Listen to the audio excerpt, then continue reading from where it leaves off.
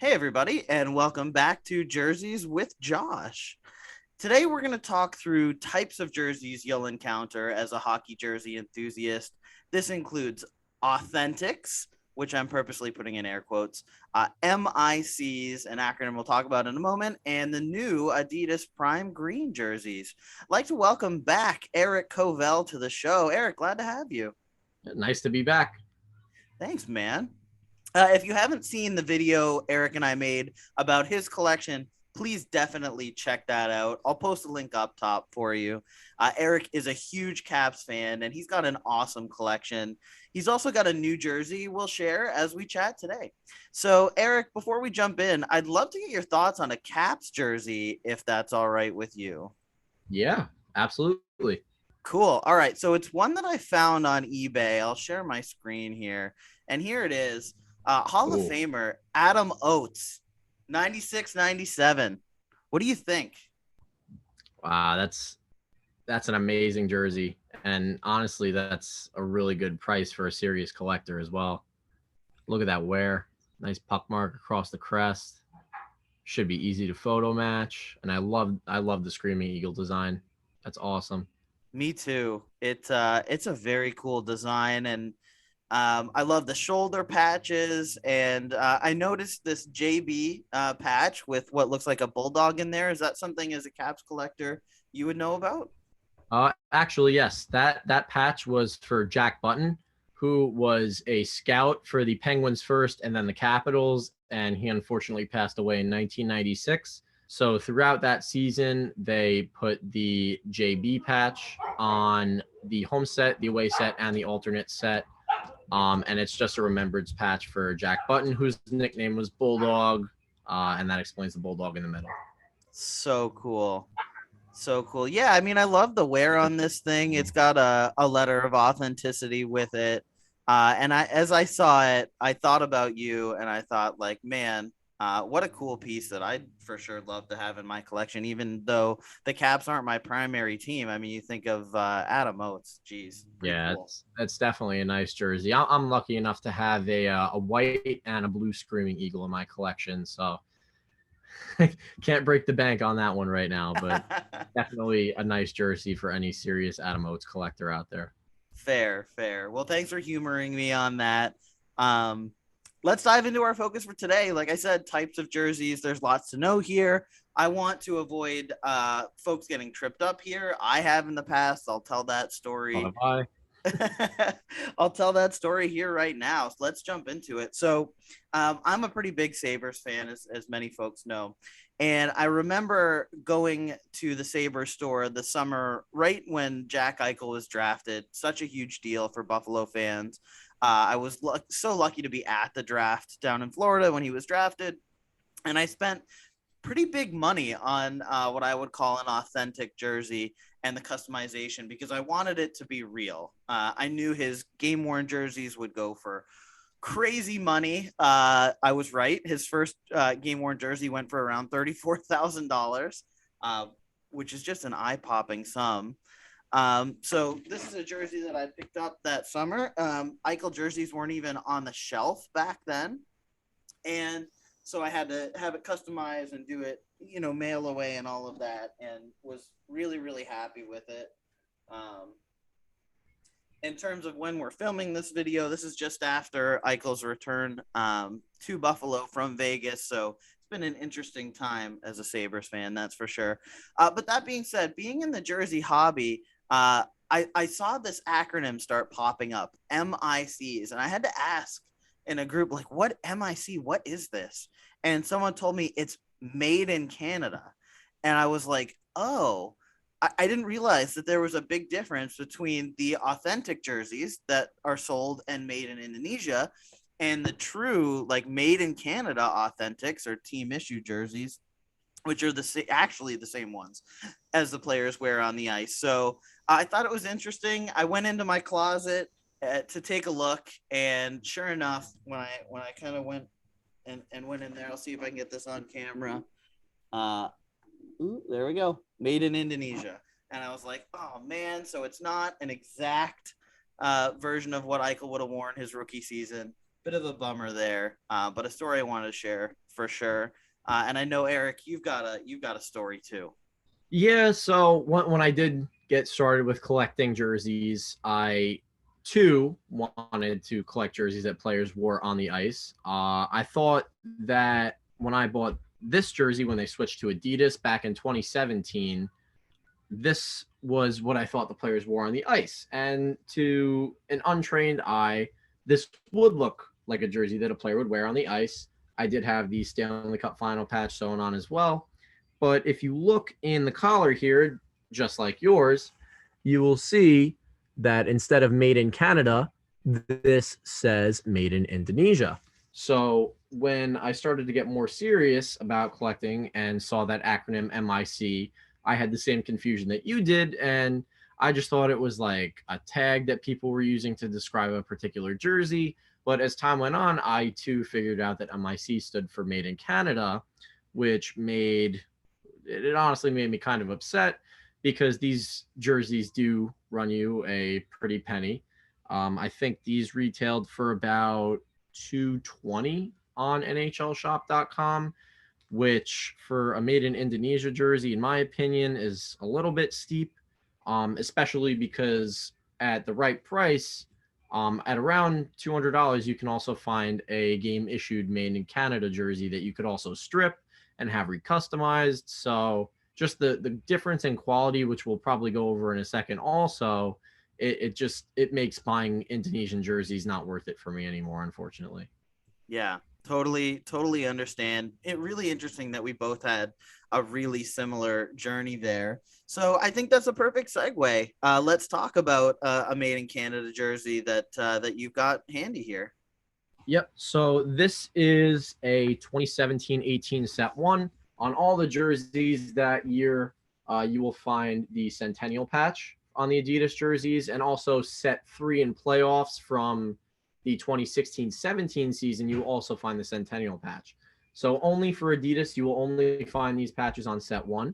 Um, the biggest difference where you can see that this is different than the jersey I just shown is in the collar here. On Adidas, you can very clearly see that says made in Canada, not made in Indonesia.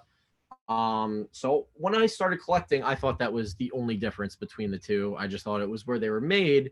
But once I had one in my hands, I was able to figure out there are little or major quality differences between the two types of jerseys.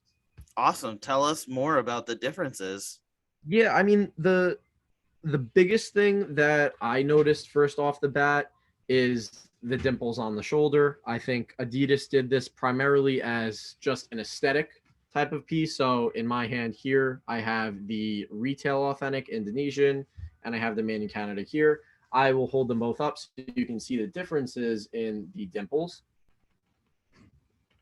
I'm not sure if you can Oh, see that there. you Yeah, can definitely see that they're deeper on the made in Canada one, yeah, 100%.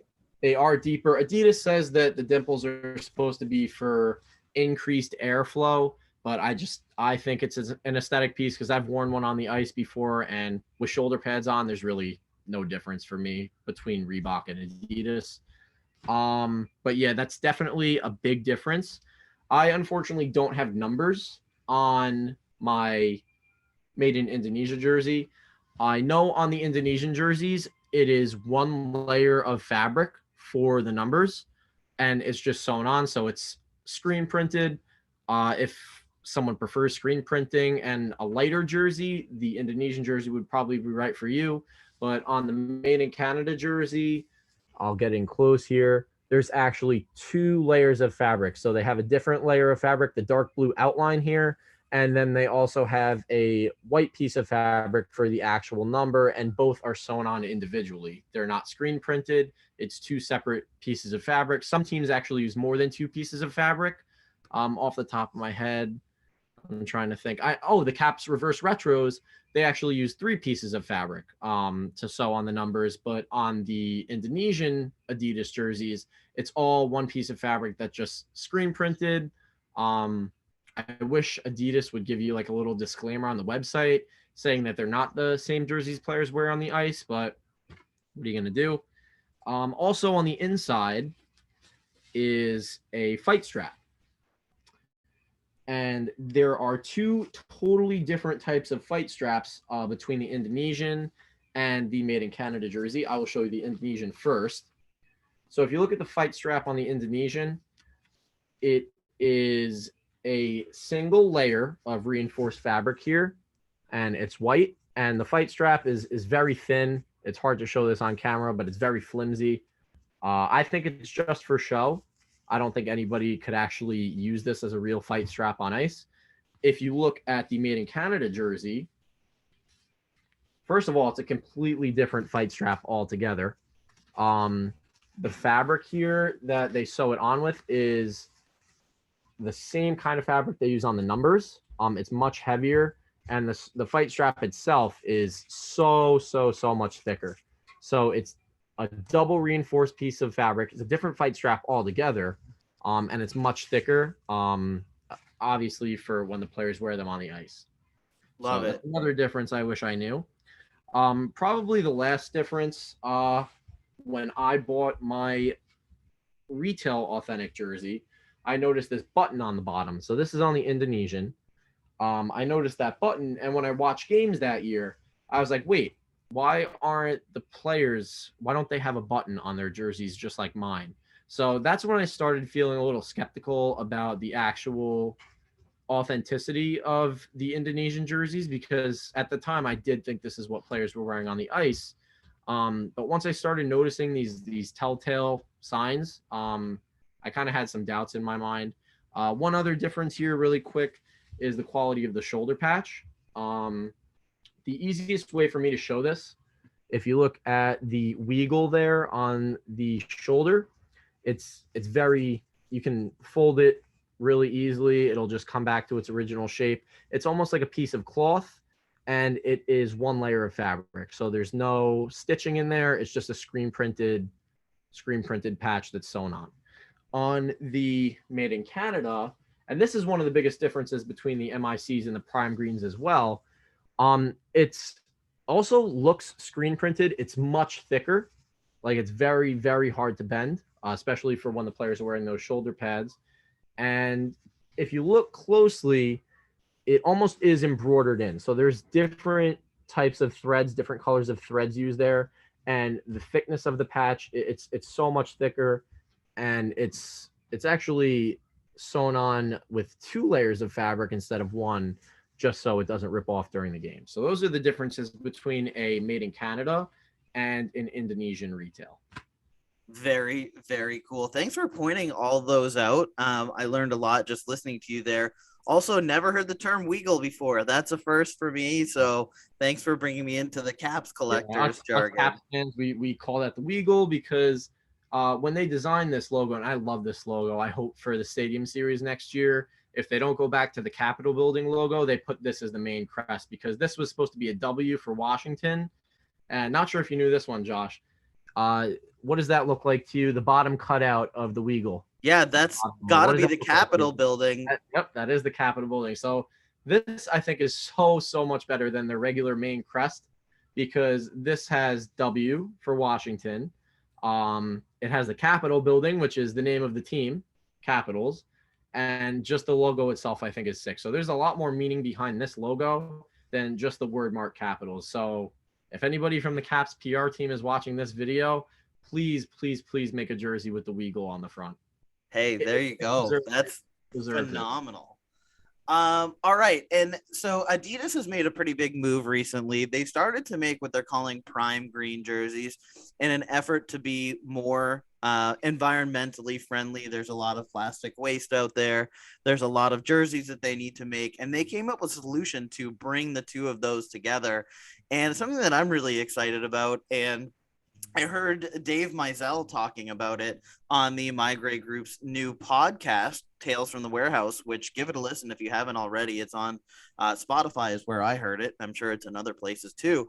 But Eric, you've had a pretty big pickup in your collection, and it's a prime green jersey. So tell us about this prime green pickup. Yep, I was lucky enough to have a trade opportunity to acquire the Evgeny Kuznetsov jersey, his set 1 jersey from this year. I was actually in DC at a game when he wore this. He only wore this for preseason. He switched from a size 58 to a size 56. I guess the prime green jerseys, they fit a little bit larger, which is why he went down a size from his normal 58 when he wore the regular MICs from 2017 to 2021. So that was an interesting fact for me that he went down a size. Adidas said that the jerseys are supposed to fit the same, but obviously I guess they don't, or he just had a change of heart. But it's very interesting. You don't usually see that happen to players that often where they switch sizes. But yeah, I was able to acquire this through a trade, a one for one. And as a huge Caps fan, this is a great jersey for me to have in my collection. It also is my first prime green jersey, so I'm very happy about that. And there are a lot of differences between a regular MIC and a prime green. Tell me, I've heard that some folks have said they feel different. You've got two jerseys in your hands there. Does it feel any different to you?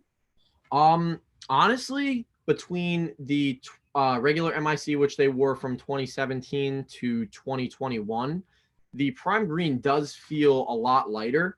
I've seen people with different opinions on this, but the fabric itself, the fabric does feel a lot lighter on the prime green, which is probably why teams are noticing more repairs. They're having to repair more holes.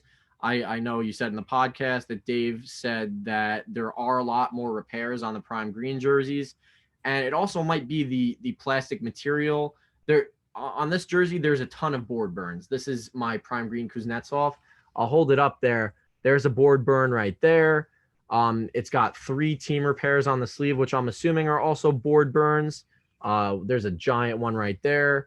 Down the seam of the jersey here, they've had to do a team repair there, which shows me that although these jerseys are being made from recycled materials, I think there are some quality concerns for the players. As a collector, I love to collect jerseys with wear. Me But too. for the actual equipment staff, this must be a living nightmare for them, because after each game, having to make 5 to 6 team repairs on every single jersey, that, first of all, it takes a lot of time that could be used for other things for the team.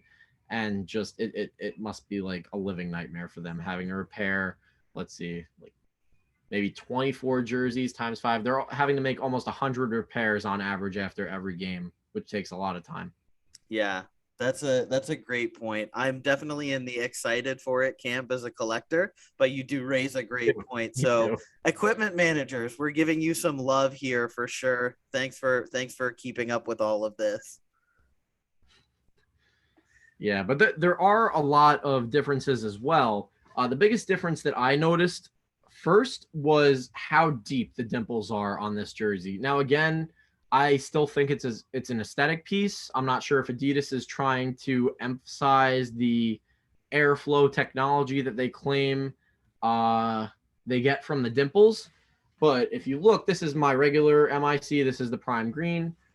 Just look how deep those dimples are in the prime green. They're so deep on the shoulders, and I really like the aesthetic look that it has. So I think I actually prefer the prime green. Another difference that you will see on the prime green, I'm going to hold up the Weagles here on both. You notice the difference? Oh, it looks to me like it's fully embroidered. This is fully embroidered. Each outline on the Weagle on the prime green is a different layer of stitching. The red parts of the side of the Weagle are raised, so it's actually like 3D. Well, on the regular made in Canada, it's just one flat patch. It is embroidered, and they do use different colors of thread when embroidering it. But on the made in Canada, especially on the shoulder patches as well as the main crest, which I'll show you in a second, it's very 3D. You can feel the differences, and it's just, I like the detail a lot more on this. That's and on super the main cool. crest here, different teams are obviously different, but on the main crest here, the stars, they almost, I'll show you from the side, they almost like pop off. They pop off the crest, as well as the flag in the Capitals logo and the hockey stick on the T in the Capitals logo. Everything else is about the same. The only other difference I noticed on the main crest is on the regular MIC, they have kind of like a mesh on the white part. On the prime green jersey, it's more of like a plasticky felt type material that they use on the numbers. So that's another little difference that I noticed.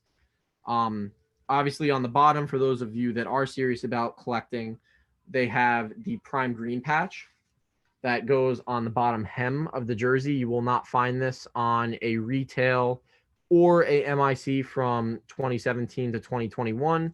One thing I did want to note, for people that are just starting to collect, on the new retail jerseys, they are prime green.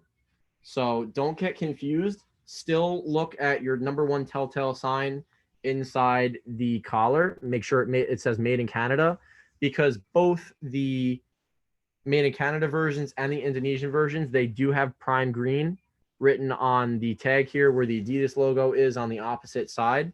So don't just see prime green and assume it's authentic. Make sure you check that collar and make sure it says made in Canada if you're looking for a made in Canada jersey. Because I know people that have gotten scammed by some sellers claiming that they're authentic. And even though the website on NHL Shop says they're authentic, they're not actually made in Canada. So just know what you're buying. That's the biggest security that you can get as a buyer. All great tips. All great tips. And thank you so much for sharing that hugely cool pickup that you got with us. I love it. It's so nice. Man. I'm excited for you, and thanks for coming back on the show. Yeah, anytime. Anytime you want to do a video, I'm here. Hey man, my hope will be that we definitely continue these. I've got lots of ideas. So for all those who are watching, if you haven't started following Eric on Instagram already, definitely recommend that you do. His handle is EK_game used on Instagram. If you want to be featured on the show, please feel free to reach out to me on Instagram. You can find me at JerseysJosh.